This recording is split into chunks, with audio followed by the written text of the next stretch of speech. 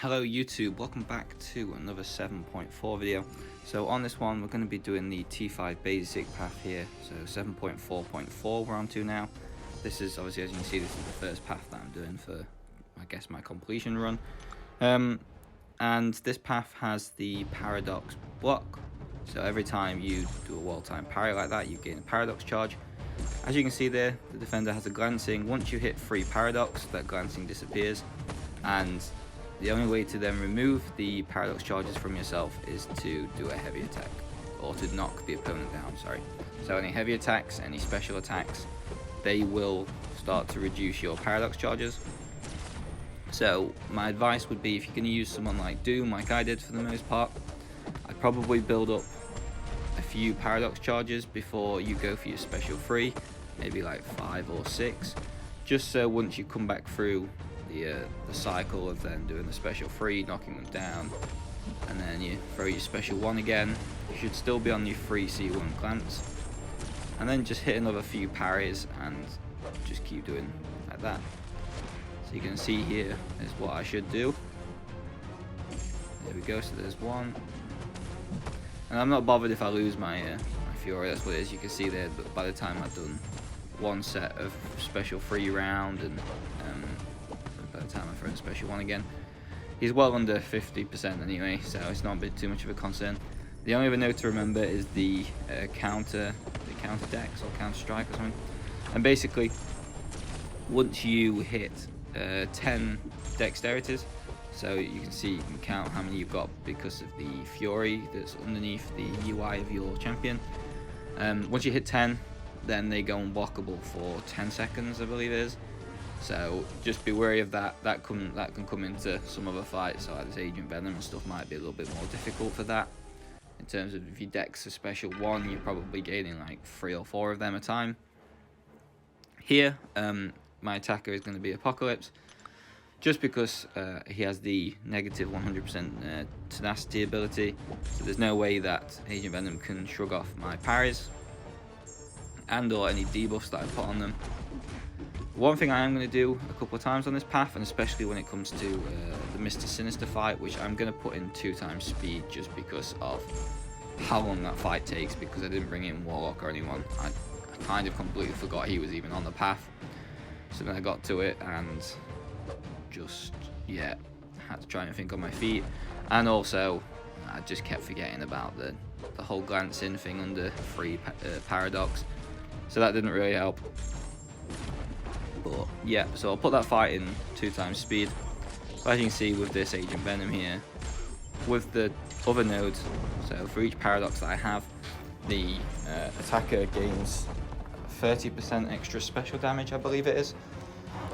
So it's quite a hefty special damage bonus, plus on top of your Furies and everything. So once you start getting these special attacks and rolling them through, it is actually pretty easy to start doing a lot of damage. It's just getting your paradox and yourself set up ready to be able to do that right.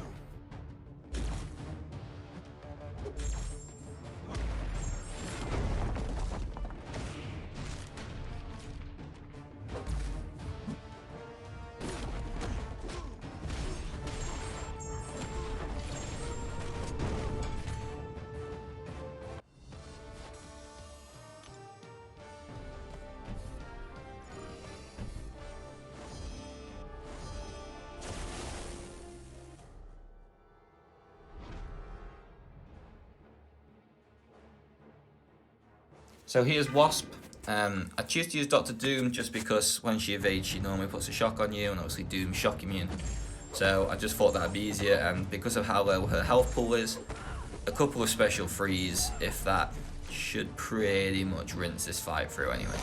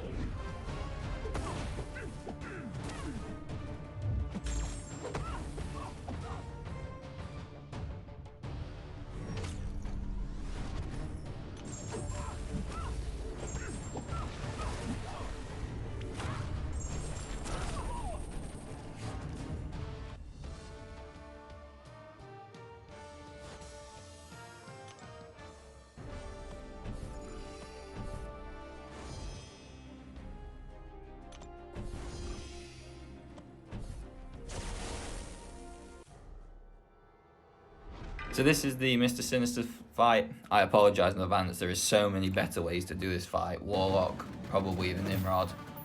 Most other tech champions or someone that healbox. Human Torch would even do this better. I just forgot he was here, brought in some champions. Because my original plan was to try and maybe go for the Skrull mini boss with Diablo. But once I got to this and realised that I needed someone to be able to do it, I just decided to throw Diablo at him. You could probably also use Apocalypse, not tested. Probably would be fine.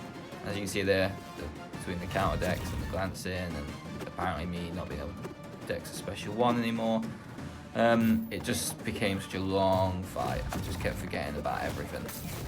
So there you go, I did another glance in there, and did another glance in. So yeah, again, not the best gameplay. I apologise in advance, but these things happen.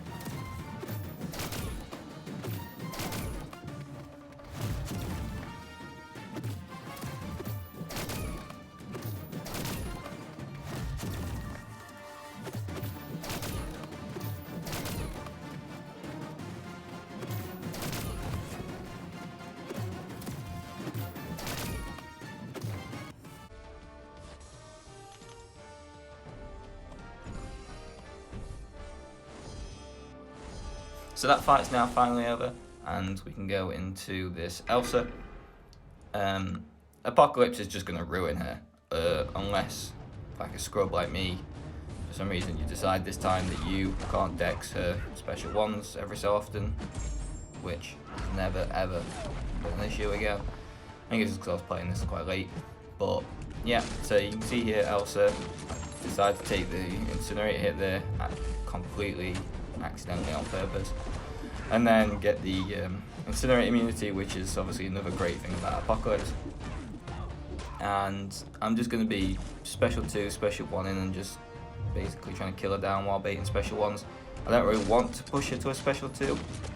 I have some, and there, again, don't know what I was doing. There, dex too early. Now I'm just like, right, get back. Have some of this. And yeah, that's the Elsa fight done. And then the final fight is just a Vision Arcus. A pretty simple Doom cycle with Doom. Just make sure you, like I said again, that you have all your paradox in check so that you can do this just quite easily and freely throw in your special freeze.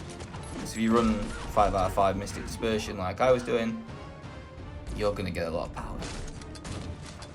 But apart from that, if you are enjoying me doing these paths, obviously I'm trying to do all of them itemless, especially just on the exploration of 7.4. I don't think I've had to restart one yet, which is quite nice. I've seemed to get through even if I've lost a couple of champions on the way. But if you're enjoying it, please subscribe, like the video if you did enjoy this one, and share it around with your friends. Thank you very much for watching.